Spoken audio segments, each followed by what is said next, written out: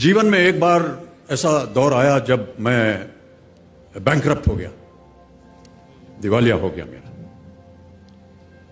मेरी बनाई हुई कंपनी घाटे में चली गई, करोड़ों का कर्जा चढ़ गया, मेरा व्यक्तिगत बैंक बैलेंस जीरो यानी शून्य हो गया। कमाई के सब जरिए बंद थे और सरकार की तरफ से घर पर कुर्की के छापे लग गए। ये बात धीरूभाई को पता चली। बिना किसी से पूछे या जाने उन्होंने अपने छोटे बेटे और मेरे मित्र अनिल से कहा, इसका बुरा वक्त है, इसे कुछ पैसे दे दो। अनिल ने मुझे आकर ये बताया,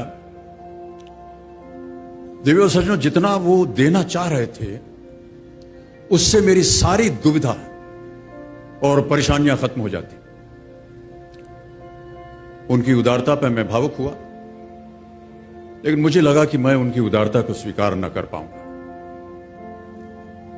ईश्वर की कृपा रही और कुछ संकट के दिनों के बाद समा बदला, काम मिलना शुरू हुआ और धीरे धीरे मैं अपने सारे कर्जे उतार पाया।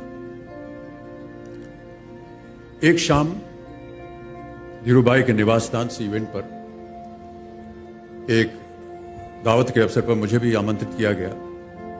तो ऊपर लॉन में एक तरफ धीरूभाई एक बड़े से मेज पर अपने कुछ मित्रों, बड़े फाइनेंशियल और कॉर्पोरेट वर्ल्ड के दुनिया के दिग्गजों के साथ बैठे हुए बात कर रहे थे।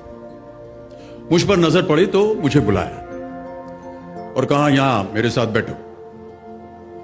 मुझे बड़ा अजीब लगा। मैंने क्षमा मांगी और कहा, मैं उधर अपने मित्रों के साथ बैठा हूं, वहीं ठीक हूं।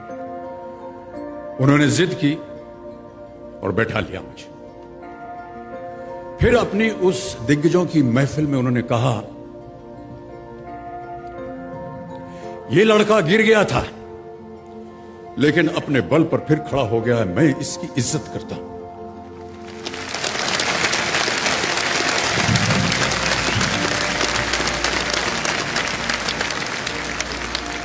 उनका ये व्यवहार और उनके वो शब्द मेरे लिए उस धनराशि से हजारों गुना ज्यादा मूल्यवान थे, जितना कि वे मुझे मेरी संकट से बाहर आने के लिए, देने के लिए तैयार थे।